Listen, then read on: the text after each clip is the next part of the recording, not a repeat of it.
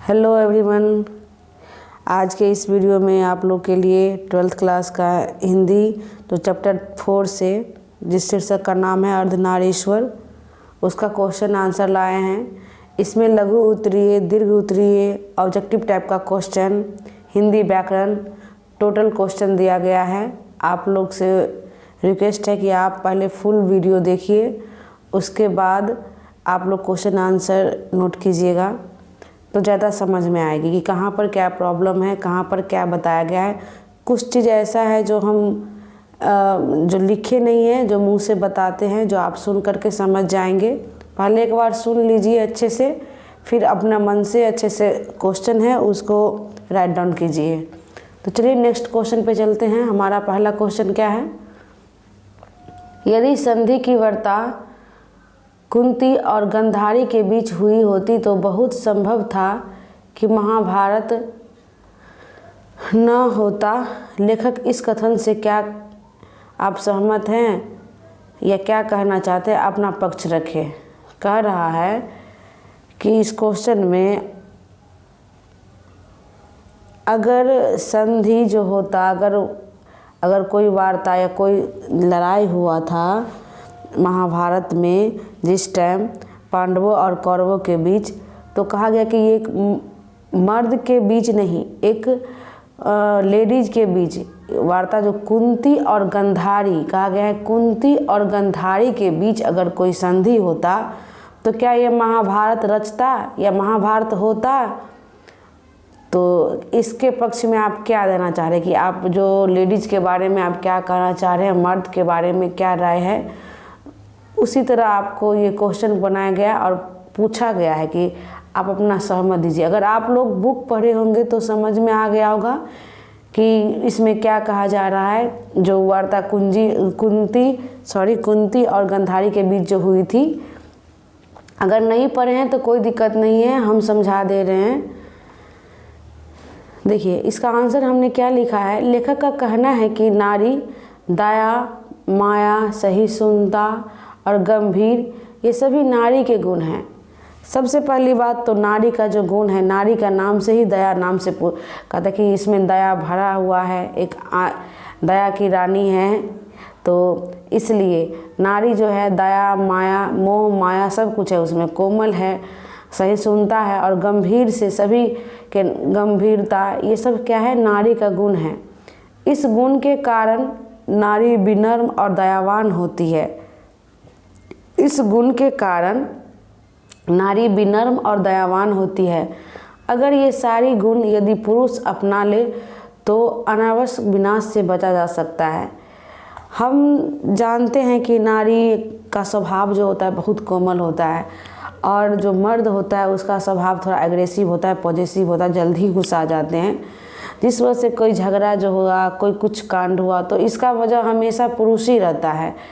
ये नहीं हम कह सकते 100% कि नारी ही या मतलब पुरुष ही हो, नारी भी कभी कभी होता है, लेकिन अधिकतर देखा गया है कि नारी जो होता है एकदम कोमल, कोई भी चीज़ को गंभीर रूप से समझेगी, पहले समझे क्या उसका रिजल्ट होगा वो समझेगी, अभाव में कोई चीज़ नहीं अपना निर्णय लेती है।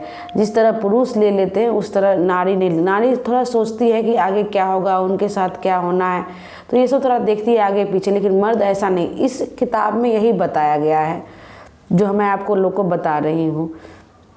कह रहा है दयावान होती। अगर ये सारी गुण यदि पुरुष अपना ले तो अनावश्यक विनाश से बचा जा सकता है। जिस तरह अगर देखिए उनका कहना है कि अगर हम ऐसे तो अभी तो हम कराए नहीं, लेकिन अपना पक्ष में हम अपना जवाब दे रहे हैं कि अगर जो संधि हुआ था कि अगर कुंती और गंधारी के बीच करते तो शायद महाभारत जो इतना आदमी मरा, इतना काट पाट हुआ, इतना कुछ नहीं हो पाता, बच जाता। यही कह रहा है। पुरुष सदियों से, आगे देखिए, पुरुष सदियों से अपने आप को शक्तिशाली मानता आया है। उसने नारियों को घर की चार दीवारियों से सीमित किया। पुरुष इतना कठोर हो उठा है कि अपना रक्त बहाते समय कुछ नहीं सोचता कि क्या होने वाला है। अतः लेखक कहता है कि यह वार्ता कुंती और गंधारी के बीच हुई होती तो यह महाभारत न हुआ होता। पुरुष के क्रोध आदि गुण होते हैं जिसमें समर्पण के बल समर्पण के बदले अहम का भाव अधिक होता है। दुर्योधन के अहम के कारण यह महाभारत हुआ है। सही बात है कि जो नारी में ईगो जो पावर होता है ना, ये मर्द में ज़्यादा होता है कि उसके पास उनको लगता रहता है कि हम श्रेष्ठ हैं तो हम श्रेष्ठ हैं, लेकिन नारी हमेशा झुक के ही चलती है। अगर दुर्योधन के मन में अहम नहीं आता, ईगो नहीं होता कि हमको नहीं करना है, तो आज ये युद्ध नहीं होता। लेकिन नारी सोचती कि हम अगर ऐसा होगा, अगर उसका रिजल्ट सोचती कि कितने आदमी मरता है, कितना का सुहाग उजड़ जाता है, कितना का घर उजड़ जाता है, वो पहले कोई भी चीज़ सोच करने से पहले इतना तो ज़रूर सोचती है। उसके अंदर अहम नहीं होता है कि हमको क्या करना है, तो इसलिए युद्ध नहीं होता। इसलिए अपना पक्ष देना है। इसमें कहा है कि अपना पक्ष दीजिए, जो आपके पक्ष में लगा। अगर आपको लग रहा है कि नारी झगड़ा करवा दे तो झगड़ा भी लिख सकते हैं, लेकिन अधिकतर जो बात चल रहा है, जनरली जो चलता है वही हम लिखेंगे कि अधिकतर क्या होता है, नारी कोमल स्वभाव का होता है। अगर हुआ रहता उनके बीच बातचीत तो आज ये महाभारत नहीं होता, एकदम शांत स्वभाव रहता। मर्द हमेशा अपने आप को श्रेष्ठ समझाना चाहता है, जिसके वजह से कहीं भी कूद उठता है लड़ाई में। यही कह रहा है इस क्वेश्चन में। चलिए नेक्स्ट क्वेश्चन देखते हैं। प्रश्न 2, अर्धनारीश्वर की कल्पना क्यों की गई है? अर्धनारीश्वर की कल्पना क्यों की गई होती है? आज इसकी सार्थकता क्या है? क्वेश्चन किया गया है कि अर्धनारीश्वर के बारे में हम क्यों सोचते हैं, कि अर्धनारीश्वर क्या है, इसके बारे में हम क्यों सोचे हैं, क्या है इसका मतलब क्या है, इसका सार्थकता क्या है? तो इसका आंसर हमने क्या दिया है, देखिए। अर्धनारीश्वर शंकर और पार्वती का कल्पित रूप है। कल्पित मीन्स क्या होता है, एक सोचा हुआ रूप जो हम इमेजिन करते हैं कि अर्धनारीश्वर जो है ये किसका रूप है, क्या है, कैसा है, इसके बारे में जानना है कि इसका अर्थ क्या होता है, इसका मतलब क्या होता है। इसमें बताया जाता है कि अर्धनारीश्वर मतलब क्या होता क्या है, इस क्वेश्चन का यही मतलब है। तो इसका हम लोग सोचे हैं कि अर्धनारीश्वर जो एक रूप होता है, जो शंकर और पार्वती का मिला हुआ एक रूप है, एक सोचा हुआ रूप है, एक कल्पित रूप है, एक कल्पित रूप है। अर्धनारीश्वर के द्वारा स्त्री और पुरुष के गुणों का एक एक कर यह बताया गया है कि नर नारी पूर्ण रूप से समान है। बताया गया है कि जितना नर है उतना नारी है, आधा नर आधा नारी, अर्धनारीश्वर। इसके बाद ही पूरा होता है कोई भी मनुष्य। क्या बताया गया है कि एक एक कर यह बताया गया है कि नर नारी पूर्ण रूप से समान है। समान यहाँ पर बहुत ही इम्पोर्टेंट वर्ड है कि यहाँ पर जो जितना नर का भागीदारी है उतना नारी का भी भागीदारी, दोनों इक्वल है। अर्थात नरों में नारियों के गुण आए तो इससे उनकी मर्यादा हीन नहीं बल्कि उनकी पूर्णता में वृद्धि होती है। अगर कोई मर्द में मर्द का गुण है तो वो पूर्ण नहीं है, वो पूरा नहीं है, वो आधा है। अगर किसी मर्द, इनका इस शब्द का मतलब हुआ अगर कोई मर्द में अगर अगर नारी का गुण है तो वो पूर्णता वृद्धि ही होती है, उसका और पूरापन आता है कि ये पूरा है। आज इसकी ज़रूरत इसलिए है कि पुरुष समाज वर्चस्ववादी है और उसने वह समझ रखा है कि पुरुष में स्त्रियों के गुण आने से स्त्री कहलाएंगे। सही बात है, सब मर्द समझता है कि अगर हमारे में स्त्री वाला गुण आए तो हमको लोग स्त्री कह के बुलाएगा, क्योंकि स्त्री को हीन भावना से देखते हैं। उन्हें सोचते हैं कि स्त्री का काम जो है वो नीचा है और जो पुरुष का काम है वो ऊपर है। तो इसलिए अपने आप को अंदर जो स्त्री का जो गुण है वो नहीं लाना चाहता। वो कहता है कि अगर हमारे अंदर स्त्री का गुण आएगा तो हम स्त्री कहलाएंगे। स्त्री कहलाने का मतलब वो हीन यानी नीचा कहलाएंगे, यही सोचते हैं। उसी प्रकार स्त्री समझती है कि पुरुष के गुण सीखने से उसके नारी होने का अनुभव नहीं होगा। इस पर लेडीज भी सोचती हैं। इस प्रकार पुरुष के गुणों के बीच एक प्रकार का विभाजन हो गया है, तब विभाजन की रेखाओं को लागने में नर और नारी दोनों को भय लगता है। इसीलिए अर्धनारीश्वर की जरूरत है कि संसार में पुरुषों के समान ही स्त्रियां हैं। जिस प्रकार पुरुषों को सूरज की धूप पर बराबर अधिकार है, उसी तरह नारियों का भी यह अधिकार है। इस प्रकार पुरुष वर्ग एवं स्त्री वर्ग की समझना चाहते हैं कि नर नारी पूर्ण रूप से समान है। पुरुष यदि नारियों के कुछ गुण अपना ले तो अनावश्यक विनाश से बच जा सकता है और नारी पुरुष के गुण अपना ले तो भय से मुक्त हो सकती है। इसीलिए अर्धनारीश्वर कल्पना की गई है। इन शॉर्ट में समझिए कि अगर नर अगर नारी का रूप ले ले या नारी का गुण अपना ले, या नारी अगर नर का गुण अपना ले, तो इसमें किसी का सीमा लांघाया नहीं जाएगा, किसी का सीमा नहीं टूटेगा इससे, और उसमें अंदर में परिपूर्ण का गुण होगा कि इसमें जो है कि सारा गुण है, एक परिपूर्ण, एक अर्धनारीश्वर का रूप होगा कि इसमें पूरा एक परिपूर्ण मानव है, एक परिपूर्ण मनुष्य है। एक आधा कहने का मतलब हुआ कि आधा गुण है आधा नहीं। अगर आप मर्द हैं तो आपको मर्द का गुण है, आप पूरा मनुष्य नहीं है, पूरा परिपूर्ण मनुष्य नहीं है। जब तक आपको लेडीज़ का गुण या लेडीज़ को मर्द का गुण नहीं हो तो वो पूरा अपना अर्धनारीश्वर नहीं कहलाएगा। इसीलिए कहा गया है कि इस क्वेश्चन में कि जितना भी है नर हो या नारी हो, सबको एक दूसरे आना चाहिए। सबको, किसी को ये नहीं सोचना चाहिए कि अगर नारी का गुण है, नर को ये नहीं सोचना चाहिए कि अगर नारी का गुण है तो हम हीन भावना सोचेंगे, या नारी को ये नहीं सोचना चाहिए कि अगर हमको मर्द का गुण आ गया तो हम राक्षस हो जाएंगे या मर्द ऐसा व्यवहार होगा। ऐसा कुछ नहीं है। तभी वो परिपूर्ण कहलाएंगे, तभी वो परफेक्ट कहलाएंगे कि एक परफेक्ट आदमी है, एक परफेक्ट मनुष्य है। चलिए नेक्स्ट क्वेश्चन देखते हैं। प्रश्न नंबर 3, रविंद्रनाथ प्रसाद और प्रेमचंद के चिंतन से दिनकर क्यों असंतुष्ट है?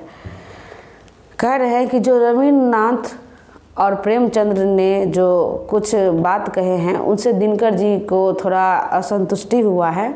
ऐसा क्या कहा है उन्होंने, जो हम देखते हैं। रविंद्रनाथ प्रसाद और प्रेमचंद के चिंतन में दिनकर असंतुष्ट इसलिए है कि वे अर्धनारीश्वर रूप उनके चिंतन में कहीं प्रकट नहीं हुआ है, उसके चिंतन में कहीं प्रकट नहीं हुआ है, बल्कि नारी के भी नीचा दिखाने, उसे अधीन करने की ही बात कही है। देखिए किन्होंने कहा है, रविंद्रनाथ प्रसाद और प्रेमचंद के चिंतन में जो दिनकर जी जो देखे हैं, तो उनमें जो जैसे कि कोई भी कवि हो, लेखक हो, तो वो हमेशा जो उनके अंदर सच्चाई होती है, जो उनके अंदर किसी को अगर दिखाना हो कि भेदभाव नहीं हो, ऐसा इन्होंने 2 आदमी के बारे में कहा है कि जो दिनकर जी प्रसाद है और जो ये है रविंद्रनाथ जी हैं, जो प्रसाद जी हैं, जो इन्होंने कहा है कि जो उन्होंने लेडीज़ को नीचा दिखाने की बात कही है। कभी ने उसने उनका गुण उजागर नहीं किया है। जो चिंतित है दिनकर जी, जिन्होंने लिखा है इस चैप्टर को, लिखा किसने है, अर्धनारीश्वर लिखा है रामधारी सिंह दिनकर, जो उसे उन्होंने नीचा दिखाने की प्रकट की है। कौन? जो है रविंद्रनाथ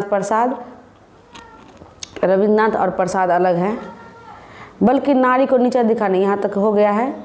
दिनकर जी मानते हैं कि अर्धनारीश्वर की कल्पना से इस बात के संकेत है कि नर नारी पूर्ण रूप से समान है, जो हम ऊपर भी बता दिए, एवं उनमें से एक गुण दूसरे के दोष नहीं हो सकते। दिनकर जी कहते हैं कि ये सोच है कि रविंद्रनाथ जी के पास कहीं है। वे नारी के गुण यदि पुरुष में आ जाए तो उसके दोष मानते हैं। रविंद्रनाथ जी बोलते हैं कि अगर नारी के गुण अगर पुरुष में आए तो वो अपने आप को दोष मानते हैं। नारियों की कोमलता ही शोभा देती है।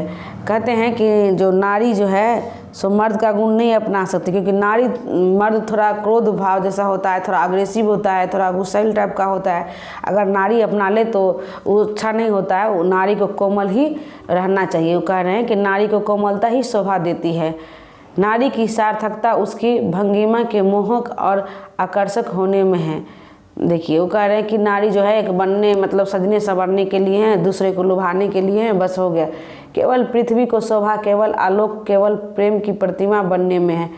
वो कह रही हैं कि जो हार्ड काम है वो नारी नहीं कर सकते हैं। नारी जो है जो सिर्फ कोमल के भाव के हैं, अपने सिर्फ सजने संवरने में मतलब अपना समय बिताइए और दूसरा में नहीं, ऐसा कहा गया है रविंद्रनाथ जी ने नारी के बारे में। और प्रेमचंद क्या कह रहे हैं, जो दिनकर जी काफ़ी दुखी हैं इसके बात से कि ऐसा नहीं कहना चाहिए किसी भी लेखक को कि कोई भी नर हो या नारी हो, सब बराबर होता है। जिन्होंने ये नारी के बारे में ये नीचा बोल रहे हैं कि ये ऐसा नहीं कहना चाहिए। फिर प्रेमचंद क्या कहते हैं, प्रेमचंद्र ने कहा है कि पुरुष जब नारी के गुण लेता है तब देवता बन जाता है। किंतु नारी जब नर के गुण सीखती है तब राक्षसी हो जाती है। देखिए ये तो बहुत गंदी बात है कि ऐसा नहीं करना चाहिए। किसी भी नर हो या नारी, सबके सम्मान को ठेस पहुंचता है। जब कह रहा है कि जब पुरुष यानी जब कोई मर्द नारी के गुण लेता तो वो देवता बन जाता है, और जब नारी जब कोई नर के गुण सीखती तो वो राक्षसी। ये तो अच्छी बात नहीं है कि ऐसा नहीं करना चाहिए प्रेमचंद जी को, जो बहुत गलत है। जो दिनकर जी भी दुखी हुए हैं उस बात से।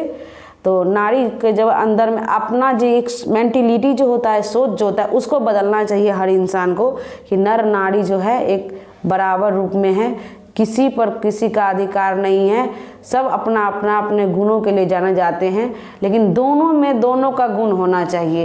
ये नहीं है कि मर्द में मर्द का गुण रहे बस हो गया, नारी में नारी का गुण रहे हो गया।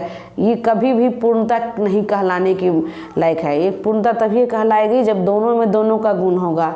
इसी प्रकार प्रसाद जी का कहना है, रविंद्रनाथ जी ने तो कहा था कि नारी के गुण होने से नर को हीन भावना होता है, और जो प्रेमचंद जी कहे थे कि जो अगर नारी का गुण अगर नर में आ जाए तो वो देवता, और नारी अगर नर का गुण ले तो वो राक्षसी हो जाता है।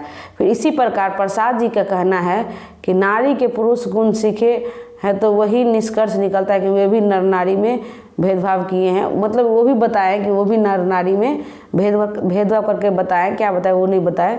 इस प्रकार नारियों के प्रति इस तरह के भाव तीन बड़े चिंतकों को शोभा नहीं देते, क्योंकि कोई हमारा शुभ चिंतक रहेगा, हमारे बारे में कुछ अच्छा सोचने की उम्मीद रखेंगे हम, और वही इंसान हमारे बारे में गलत सोचेगा या हीन भावना सोचेगा, तो ऐसी सोच नहीं होना चाहिए। जो इतने इतने बड़े चिंतक हैं, जो किताब लिखते हैं, जो हमको ज्ञान बांटते हैं, और वही चीज़ हमको ज्ञान अच्छा नहीं दे, तो ये चीज़ बहुत चिंता की बात है। यही पर दिनकर जी बोले हैं कि ऐसा नहीं होना चाहिए।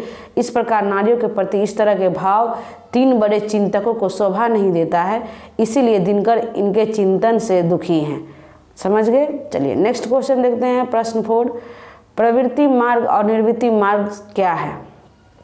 चलिए हमने क्या आंसर दिया है देखते हैं। प्रवृत्ति मार्ग किसे कहते हैं? प्रवृत्ति मार्ग को गृहस्थ जीवन की स्वीकृति का मार्ग है। दिनकर जी के अनुसार गृहस्थ जीवन में नारियों की मर्यादा बढ़ती है। जो पुरुष गृहस्थ जीवन को अच्छा मानते हैं उन्हें प्रवृत्ति मार्ग माना जाता है। जो प्रवृत्ति मार्ग हुए उन्होंने नारियों को गले से लगाया, नारियों को सम्मान दिया। कह रहे हैं कि दिनकर जी के अनुसार कि गृहस्थ जीवन में नारियों की मर्यादा बढ़ती है। जो पुरुष गृहस्थ जीवन को अच्छा मानते हैं उन्हें प्रवृत्ति मार्ग माना जाता है। जो घर गृहस्थी वाला जीवन है उसको अच्छा मानते हैं उसे प्रवृत्ति मार्ग। जो प्रवृत्ति मार्ग हुए उन्हें उन नारियों के गले से लगाया, नारियों को सम्मान दिया। और निवृत्ति मार्ग क्या होगा? निवृत्ति मार्ग गृहस्थ जीवन को अस्वीकार करने वाला मार्ग है। गृहस्थ जीवन को अस्वीकार करना नारी को अस्वीकार करना है। निवृत्ति मार्ग से नारी की मान मर्यादा गिरती है। जो निवृत्ति मार्ग बने उन्होंने जीवन के साथ नारी को भी अलग ढकेल दिया, क्योंकि वह उनके किसी काम की चीज़ नहीं होती थी। उनका विचार था कि नारी मोक्ष प्राप्ति में बाधक है। यही कारण था कि प्राचीन विश्व में जब व्यक्तिक मुक्ति की खोज मनुष्य जीवन की सबसे बड़ी साधना मानी जाने लगी, तब झुंड के झुंड विवाहित लोग संन्यास लेने लगे और उनकी अभागिनी पत्नी को उनके ऊपर पहाड़ टूटने लगा जैसा होने लगा। उनके लिए हर तरफ से अंधेरा छा गया। निवृत्ति मार्ग के समर्थक बुद्ध, महावीर, कबीर आदि हैं। देखिए इन शॉर्ट में आप समझिए प्रवृत्ति मार्ग और निवृत्ति मार्ग। प्रवृत्ति मार्ग मीन्स क्या होता है कि अगर आपके घर में कोई लेडीज़ हैं या अगर विवाहित हैं, शादीशुदा हैं, तो उनका साथ देना, उनके साथ जन्म मरण तक रहना। और निवृत्ति मार्ग मीन्स क्या होता है कि मतलब संन्यास ले लेना। मतलब शादी तो कर लिए आप, उसके बाद पत्नी को घर में छोड़ दिया और आप संन्यास ले लिए, तो आप उनके बारे में नहीं सोचे कि इसका घर कैसे उजरेगा, कैसे बनेगा, कैसे वो जिएंगी, क्योंकि वो आप पे डिपेंड, क्योंकि मर्द पे शुरू से सिखाया गया है नारी को मर्द पे डिपेंड रहना, तो वो कैसे जिएंगी उन्होंने उसके बारे में नहीं सोचा। ये निवृत्ति मार्ग अपना लिया कि सब कुछ मोह माया छोड़ के अपना अलग संन्यास रखा। उस पर क्या पहाड़ टूटेगा, क्या बीतेगा, उसके बारे में नहीं सोचना। अब प्रवृत्ति मार्ग मीन्स ये होता है कि उनके साथ रहना, मरने जीने तक साथ रहना और कहीं नहीं जाना, संन्यास नहीं लेना। जो निवृत्ति मार्ग था जिसका कौन कौन ने सिखाया था, कौन कौन समर्थक थे? बुद्ध थे, महावीर थे, कबीर थे। इन्होंने शादी तो किया, लेकिन शादी करने के बाद इन्होंने अपना संन्यास ले लिया। अपने पत्नी, अपने बाल परिवार के बारे में कुछ नहीं सोचा कि हमारा क्या होगा, उनका क्या होगा। अपने बारे में तो सोचे कि हमको बस संन्यास लेके अपना टेंशन मुक्त होकर घर से चले जाना है, लेकिन उनके बारे में नहीं सोचा। लेकिन इसमें हम कहना चाहते हैं कि लेडीज़ को पहले से इसमें कोई गलती नहीं है। लेडीज़ को ऐसा पहले से ही समाज में ढाल दिया गया था कि जितना भी हो वो अपने मर्द पे ही डिपेंड रहे, उसका खाना पीना रहना सहना। अगर उसे सिखाया जाता कि मर्द पे डिपेंड नहीं रहना है तो वो खुद अपना उतना नहीं सोचती कि हाँ कैसे ज़िंदगी जीना है, जो जहाँ जाए उसे नहीं मतलब रखना रहता। लेकिन इसमें बताया गया है कि निवृत्ति मार्ग और प्रवृत्ति मार्ग जो ऐसा नहीं करना चाहिए। चलिए नेक्स्ट क्वेश्चन समझते हैं। 5वां क्वेश्चन है, बुद्ध ने आनंद से क्या कहा? तो बुद्ध का जो शिष्य है आनंद, जिसका नाम है आनंद, उसने क्या कहा है बुद्ध से? क्वेश्चन में देखिए, आंसर उसका देखिए। बुद्ध ने आनंद से कहा कि आनंद, मैंने जो धर्म चलाया था वह 5 वर्ष तक चलने वाला था, किंतु अब वह केवल 500 वर्ष चलेगा, क्योंकि नारियों को मैंने भिक्षुणी होने का अधिकार दे दिया है। देखिए ये जो अभी आप देखे हैं निवृत्ति मार्ग और प्रवृत्ति मार्ग, निवृत्ति मार्ग जो चलाए गए थे कौन थे? बुद्ध और महावीर कबीर थे। तो उन्होंने कहा था कि जो हम संन्यास जो लेगा सिर्फ मर्द ही लेगा, लेकिन वो पहले चलाए थे निवृत्ति मार्ग में। लेकिन बाद में क्या हुआ, जो ये बुद्ध ने कहा था अपने शिष्य को, जो हमारा पहला नियम था कि सिर्फ उसमें मर्द को ही अलाउ किया गया था कि आप संन्यास ले सकते हैं, टेंशन मुक्त हो सकते, लेकिन जो वो ज़्यादा दिन नहीं टिकने वाला था। क्योंकि हम अभी जो चैप्टर चल रहा है इसमें हमेशा फोकस रहा है इस चैप्टर पे कि नर नारी समान का जितना भी है, जो भी राइट इक्वालिटी है, जो भी अधिकार है वो समान होना चाहिए। तो यही जेंडर भाव नहीं करना चाहिए, हमारे संविधान में भी दिया गया है, जो आप लोग पढ़े होंगे। तो ये उन्होंने कहा है कि अपने बुद्ध ने कहा है अपने शिष्य से, जो हम धर्म चलाए गए थे पहले जो पुरुष के मार्ग पर, वो 5 वर्ष तक ही चलता है। लेकिन बाद में हमने संशोधन करके क्या किया है कि जो नर नारी जो नारियों है उसको भी अधिकार दे दिया सन्यासी बनने का, जो 500 वर्ष तक या हजारों वर्ष तक चल सकता है। इसका कहने का यही कहा था बुद्ध ने अपने आनंद से। चलिए नेक्स्ट क्वेश्चन चलते हैं। 6 क्वेश्चन नंबर, स्त्री को अहेरिन, नागिन और जादूगरनी कहने के पीछे क्या मंशा होती है? क्या ऐसा कहना उचित है? देखिए बहुत ऐसा होता है, स्त्री को बहुत तरह तरह नाम से बुलाया जाता है कि अहेरिन है, नागिन है, जादूगरनी है। तो क्या ऐसा कहना उचित है? बिल्कुल भी नहीं। अगर हमसे पूछा तो हम कहेंगे हम ऐसा नहीं कहना चाहिए। चलिए हमने क्या उत्तर दिया आप देखिए। स्त्री को अहेरिन, नागिन और जादूगरनी कहने के पीछे पुरुष की मंशा खुद को श्रेष्ठ साबित करने की है। अगर कोई पुरुष या अगर कोई नारी कोई किसी को कुछ कहता है तो इसका मतलब है कि खुद को अपने आप को बड़ा कहता है और दूसरे को छोटा कहता है। इस तभी तो कोई भी उपहास लेके उसको बताया जाता है कि आप तुम ये हो, ताकि हम इसके आगे ऊपर हैं और आप नीचे हैं। यही कह रहा है कि अगर कोई पुरुष कहे कि नागिन हो, जादूगरनी हो या कुछ भी हो, दैट कुछ भी, तो उसके पीछे क्या होता है? पुरुष का मंशा होता है कि खुद को आगे बढ़ाना या खुद को श्रेष्ठ साबित करना होता है। ऐसा करके पुरुष अपनी दुर्बलता को भी छिपाता है कि जैसे कि कोई आदमी दुर्बल होता है और अच्छे आदमी को बोलता है कि नहीं तुम खराब हो, इसका मतलब कि मेरा दुर्बलता वो नहीं देख ले।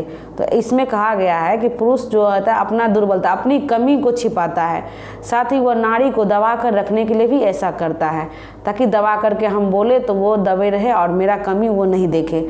ऐसा कहना बिल्कुल भी उचित नहीं है, क्योंकि इससे नारी की हृदय को ठेस पहुंचती है। कभी ये मर्द नहीं सोचता है कि अगर हम कुछ कहें या कुछ बोले उसे तो उसको कितना हर्ट होता है, ये नहीं सोचते हैं वो लोग। वैसे भी आदरणीय तथा श्रद्धा के योग है। वैसे भी नारी क्या होता है? आदरणीय और श्रद्धा का योग है। जिस तरह मर्द है उसी तरह नारी भी होना चाहिए। समाज में उसका भी बराबर का स्थान है, इसीलिए ऐसा कहना उचित बिल्कुल भी नहीं है। जैसे हमने बोल दिया कि कोई भी किसी को कोई अपना नाम या दूसरा नाम अपना नाम से बुलाए, दूसरा नाम से क्यों बुलाएगा? जिससे उसका भी हर्ट होता है कि उसे जो उनका नाम है वो बुलाए।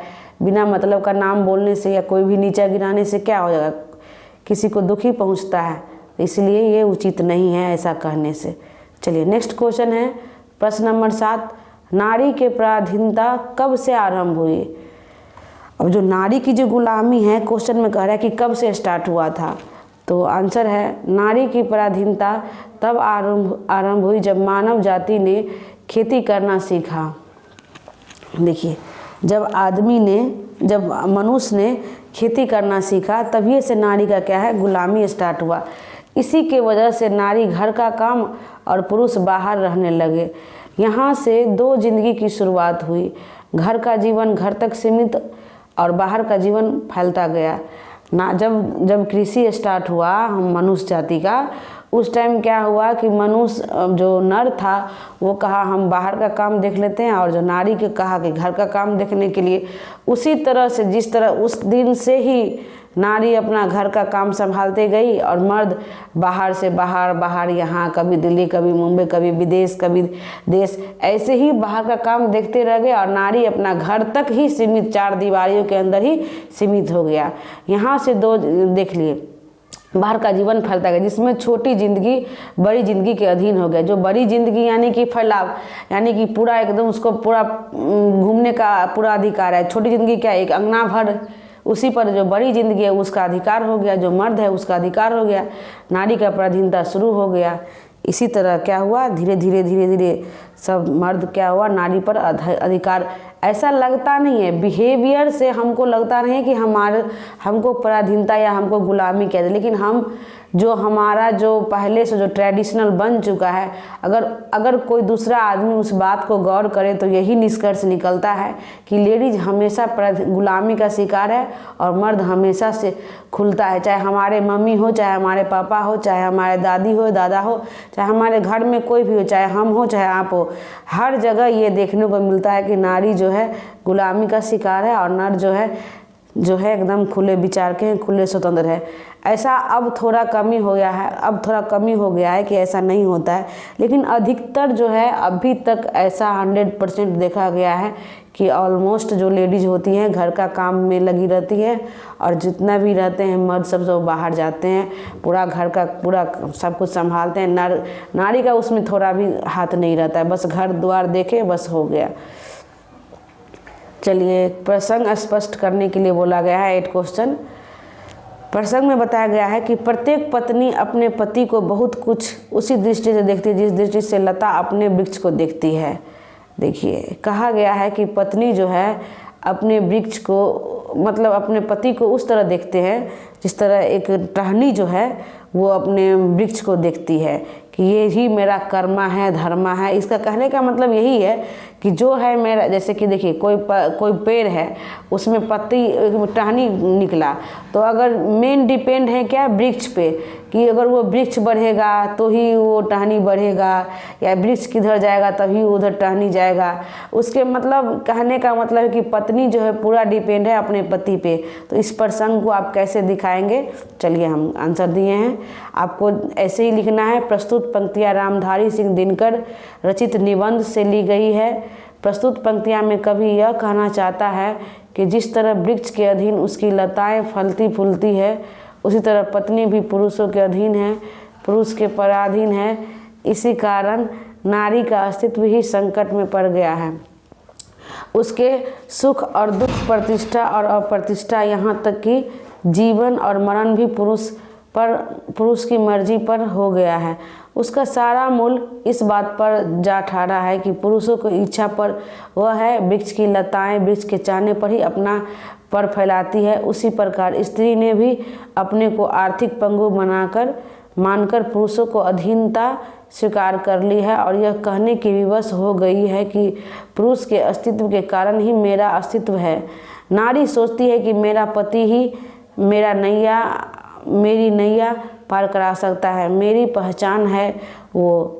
इस प्रकार जिस तरह वृक्ष लता को अपनी जड़ों से सिंचकर उसके सहारा देकर बढ़ने का मौका देता है और कभी दमन हो जाता है, दमन भी करता है कभी।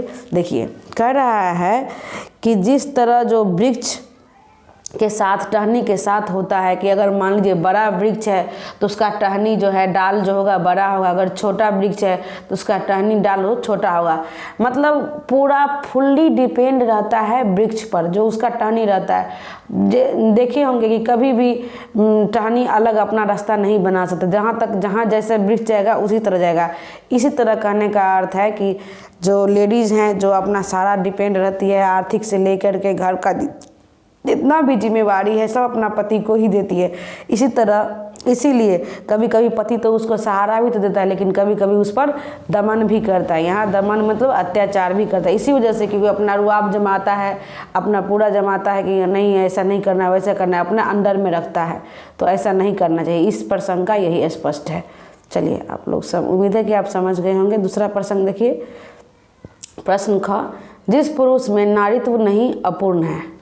कह रहा है कि जिस पुरुष में नारी का गुण नहीं है वो पूरा नहीं है, अपूर्ण है। चलिए उसका हम आंसर क्या दिए। प्रस्तुत पंक्तियाँ रामधारी सिंह दिनकर के निबंध अर्धनारीश्वर से ली गई है। निबंधकार दिनकर कहते हैं कि नारी में दया, माया, सहिष्णुता और भीरुता जैसे गंभीरता, जैसे यहाँ पर गंभीरता लिख दीजिएगा, जैसे स्त्रीयोचित गुण होते हैं। इन गुणों के कारण नारी विनाश से बची रहती है। यदि इन गुणों को पुरुष अंगीकार कर ले या मतलब अपना ले तो पुरुष में कोई दोष नहीं आता और पुरुष नारीत्व से पूर्ण हो जाता है। इसीलिए निबंधकार अर्धनारीश्वर की कल्पना करता है कि जिससे पुरुष स्त्री का गुण और स्त्री पुरुष का गुण लेकर महान बन सके। प्रकृति में नर नारी को समान बनाया है पर गुणों में अंतर। अतः निबंधकार नारीत्व के लिए एक महान पुरुष गांधी जी का हवाला देते हुए कहा कि गांधी जी ने अंतिम दिनों में नारीत्व का ही साधना की थी। कह रहे हैं कि सभी मर्द में नारी का गुण होना चाहिए, क्योंकि नारी जो है बहुत ही कोमल स्वभाव का, दया माया जो क्या है इसमें गुण है, गंभीरता का गुण है, जो इनके गुण में क्या है कभी भी उसको विनाश से बचाती है। अगर ये गुण अपना ले तो ये क्या होगा, मर्द में बहुत ही लाभदायक होगा। जो गांधी जी ने क्या किया था, लास्ट अंतिम दिनों में नारीत्व का ही साधना की थी। नारी के बारे में, जो नारी के अंदर जो गुण है वही अपने अंदर अपनाया गया था। चलिए नेक्स्ट क्वेश्चन देखिए, प्रश्न 9, जिसे भी पुरुष अपना कर्म क्षेत्र मानता है वह नारी का भी कर्म क्षेत्र है। कैसे? जिसे भी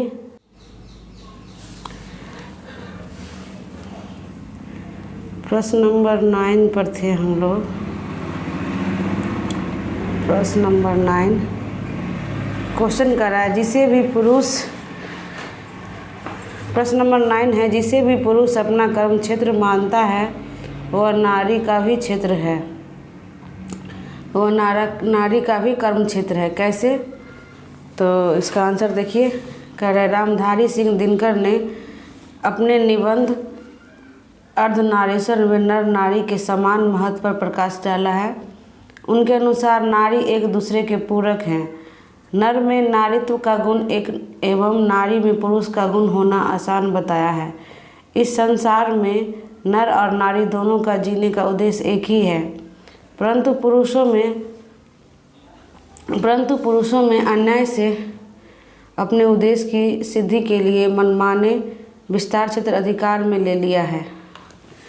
ये तो आप लोग को पहले भी बताया था कि जो पुरुष का धावा है वो ज़्यादा है, वो अपना ज़्यादा क्षेत्र विस्तार कर लिया है। जीवन की प्रत्येक बड़ी घटना आज केवल पुरुष प्रवृत्ति में संचालित होती है। कोई भी बड़ी से बड़ी घटना उसका मेन हाथ होता है कि पुरुष ही किया है, लेडीज़ की हाथ की बस की बात नहीं है। ऐसा कहा गया है, जो शुरू से एक परंपरा जैसा चलते आ रहा है। कह रहा है आज केवल पुरुष प्रवृत्ति में संचालित होती दिखाई देती है, इसीलिए उसमें क्रोध अधिक और कोमलता कम दिखाई देती है। इसका वजह क्या है कि इसी वजह से ये क्रोधित हैं और कोमल बहुत कम है। यदि इस नियंत्रण और संचालन में नारियों का हाथ हो तो मानवीय संबंधों में कोमलता की वृद्धि अवश्य होगी। आज नारियों के हर क्षेत्र में कार्य मिल रहा है और उसे वे बड़ी समझदारी से उतनी ही मजबूती के साथ करती है जितने कि पुरुष। यदि पुरुष अपना वर्चस्ववादी रवैया कम करे तो यह संभव है। इस प्रकृति के द्वारा इनमें कोई भेदभाव नहीं किया गया है, तो हमें भी यह नहीं करना चाहिए। सबको कार्यक्षेत्र बराबर है। कह रहे कि जिस तरह पुरुष को जो काम मिलता है उसी तरह अगर लेडीज़ को काम मिले तो वो बहुत बखूबी से निभाया करेगी, वो बहुत ही ईमानदारी से और कोमलता सहजता पूर्वक निभाएगी। लेकिन पुरुष में क्या है, वही काम मिला है उनको भी, लेकिन वो ज़्यादा अपने ऊपर हावी करके क्रोधित होते रहते कि हमको ज़्यादा काम है, ये है वो है, दिस है, मतलब वो हमेशा क्रोधित रहते हैं। और जबकि महिला को दिया जाए तो महिला एकदम अच्छा ही करेगी और एकदम कोमल स्वभाव से ही करेंगी। इसका आंसर ये है। नेक्स्ट क्वेश्चन चलते हैं प्रश्न नंबर 10 पे। अर्धनारीश्वर निबंध में दिनकर जी के व्यक्त विचारों के सार रूप में प्रस्तुत करें।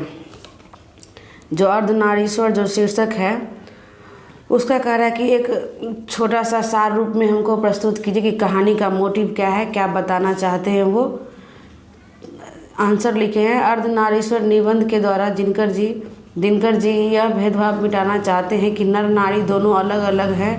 नर अलग अलग नहीं है, वो कहने का मतलब यहाँ पर है नर नारी पूर्ण रूप से समान हैं एवं उनमें एक के गुण एवं दूसरे के दोष नहीं हो सकते। दिनकर जी यह दिखलाना चाहते हैं कि नर नारी पुरुष से थोड़ा भी कम नहीं है। जो नारी जो है पुरुष से कम नहीं है। वे नारियों को कहते हैं कि उन्हें पुरुषों के कुछ गुण धारण करने में हिचकिचाना नहीं चाहिए और न ही वह समझना चाहिए कि उनके नारीत्व में कमी आ जाएगी। उसी तरह पुरुष को भी शर्म नहीं करना चाहिए, क्योंकि स्त्री का कुछ गुण जैसे शीतलता, शांत, सहिष्णुता उसी अपनाकर वो महान बन सकते हैं। इतने अच्छे तो काम करते हैं, अगर उनमें सहजता आ जाए, अगर कोमलता आ जाए तो वो काफ़ी देवता कहलाएंगे। इसीलिए कह रहे हैं कि अगर नारी का रूप ले ले तो उसमें कोई बड़ी हीन भावना नहीं है, वो उल्टे वो महान ही बन सकते हैं, उसमें नीचे नहीं बन सकते हैं। अगर नारी गुण अपना ले तो उसमें हिचकिचाना नहीं चाहिए कि कोई हमको मर्द कहेंगे या राक्षसी कहेंगे या मर्दानी कहेंगे। और ये अच्छी बात है कि नारी का भी नाम होगा और पुरुष का भी नाम होगा। ये बस भेदभाव मिटाना चाहते हैं। जो भेदभाव है, जो जेंडर अनइक्वालिटी है, उसको इक्वल करने के लिए बोल रहे हैं कि कोई भी जो है बड़ा नहीं है, कोई छोटा नहीं है। सब यहाँ पर सूरज की रोशनी, चंद्रमा की रोशनी, हवा, पानी सब कुछ बराबर मिल रहा है, तो अधिकार भी बराबर ही होना चाहिए। इस निबंध का मेन छोटा सा रूप यही है, बताना चाहते हैं दिनकर जी। चलिए नेक्स्ट है हमारा ये। अब हिंदी व्याकरण पार्ट आ गया, क्वेश्चन आंसर खत्म हो गया। आप लोग ध्यान से देखिए। निम्नलिखित शब्दों से संज्ञा बनाएं। जो दिया हुआ है शब्द उसका संज्ञा बोल रहा है बने। कल्पित है तो उसका संज्ञा होगा कल्पना। शीतल है तो उसका संज्ञा होगा शीत। अवलंबित है तो अवलंब। मोहक तो मोह से बना है। आकर्षक आकर्षण से। व्यक्तित्व व्यक्ति से। विधवा वैधन्य से। साहसी साहस से। नेक्स्ट क्वेश्चन है व्याकरण का। वाक्य प्रयोग का लिंग निर्णय करें। इसका लिंग निर्णय करने के लिए बोले कि कौन कौन सा लिंग है, स्त्रीलिंग है या पुल्लिंग है। संन्यास, संन्यास क्या हुआ? पुल्लिंग। बुद्ध ने बचपन में संन्यास ले लिया। वाक्य के साथ हम बता दिए हैं, आप लोग रिवाइज कीजिएगा। आयुष्मान क्या होता है? पुल्लिंग होता है। आप आयुष्मान रहो, वाक्य के साथ ही बता दे रहे हैं। अंतर्मन ये पुल्लिंग है। अपने अंतर्मन से पूछो, वाक्य के साथ। महाऔषधि, लक्ष्मण को महाऔषधि मिली। आप अपना वाक्य बना सकते हैं अपना मन से। हम यहाँ पर आप स्त्रीलिंग पुल्लिंग नोट करके याद कर लीजिए। वाक्य अपना खुद से बनाने की कोशिश कीजिए ताकि आप लोग एग्ज़ाम में जब क्वेश्चन आए तो दिक्कत ना हो। यथेष्ट, यथेष्ट क्या है? पुल्लिंग है। हमारा वाक्य है कि उन्हें जितना धन चाहिए उतना ले सकता है। यथेष्ट मतलब जितना चाहिए उतना ले सकता है। जितना मतलब उतना, यही जितना होता है यथेष्ट मीन्स। मनोविनोद मतलब होता है उसका, ये पुल्लिंग है। इसका वाक्य है मनोविनोद सबको अच्छा लगता है, मतलब मनोरंजन। मनोरंजन होता है। नेक्स्ट क्वेश्चन है प्रश्न नंबर 3। अर्थ की दृष्टि से नीचे लिखे वाक्यों की प्रकृति बताएं। संसार में सर्वर्थ पुरुष पुरुष है और स्त्री स्त्री। ये कौन सा अर्थ की दृष्टि से ये कौन सा प्रकृति है? ये विधिवाचक है। दूसरा क्वेश्चन है किंतु पुरुष और स्त्री में अर्धनारीश्वर का यह रूप आज कहीं भी देखने में नहीं आता है। तो ये बहुत ही निषेधात्मक प्रकृति है जो हम दिए हैं। नेक्स्ट है कामनी तो अपने साथ यामिनी की शांति लाती है। एक संकेतवाचक शब्द है। यहाँ से जिंदगी दो टुकड़ों में बट गई, ये कौन सा है? ये विधिवाचक है, ये नियम की बात बता रहा है। विचित्र बात तो यह है कि कई महात्माओं ने ब्याह भी किया और फिर नारियों को निंदा भी किया। निषेधवाचक मतलब ये बहुत ही निगेटिविटी वर्ड है। निषेधवाचक वर्ड शब्द मतलब कि ये नीचे दिखाने वाला, कि मतलब शादी तो कर लिया, उसके बाद नारियों का निंदा भी किया कि नारी वो है, ये है, तो ये निगेटिविटी फैलाना हुआ। चौथा क्वेश्चन है, बट्टा लगाना का क्या अर्थ है? घाटा देना। अब हमारे पास इस क्वेश्चन का जो कई बच्चों ने शिकायत किया है कि ऑब्जेक्टिव क्वेश्चन नहीं आता है। ऑब्जेक्टिव को पहले फुल वीडियो वॉच करेंगे तो ही आपको पूरा मिलेगा। लास्ट में हर वीडियो में, हर चैप्टर में लास्ट में ऑब्जेक्टिव क्वेश्चन दिया गया है। यहाँ से स्टार्ट है। पहला है हमारा, दिनकर की कुरुक्षेत्र की रचना क्या है? काव्य। सेकेंड क्वेश्चन है, दिनकर की संस्कृति के 4 अध्याय किस विद्या में हैं? गद्य विद्या में। तीसरा क्वेश्चन है, जो इम्पोर्टेंट है वही हम लिखे हैं। रामधारी सिंह दिनकर की रचना क्या है? अर्धनारीश्वर, जो अभी हम चैप्टर चल रहा है, जो अभी बताए हैं आप लोग को। चौथा क्वेश्चन है, दिनकर जी किस सभा के सांसद थे? तो राज्यसभा के। बिहार को कौन सा राष्ट्रीय सम्मान मिला था? बिहार का कौन सा राष्ट्रीय सम्मान मिलता दिनकर जी को? तो पद्म भूषण। दिनकर कवि के साथ और क्या थे? गद्यकार और एकिंकार। इसी के साथ ये चैप्टर ख़त्म हो गया। उम्मीद है कि आप लोग को ज़्यादा समझ में आया होगा। अगर नहीं समझ में आया तो एक बार और वीडियो देख लीजिए। जितना से जितना हो सके वीडियो वॉच कीजिए ताकि आपका जो कंसेप्ट है वो क्लियर हो जाए। बुक का सारा सारांश हम बता दिए इसी चैप्टर के साथ, व्याकरण के साथ, ऑब्जेक्टिव के साथ। इसमें जो मेन इम्पोर्टेंट ऑब्जेक्टिव था हम वही डाले हैं, और जो मेन क्वेश्चन है जो आप लोग रीड किए हैं, जो बताए हैं, वो अच्छे से पढ़िए। और उम्मीद है कि आप एग्ज़ाम में अच्छा से नंबर लाएंगे और अच्छा से जवाब दे पाएंगे अगर आएगा क्वेश्चन इससे रिलेटेड तो। ठीक है, thank you, thanks for watching.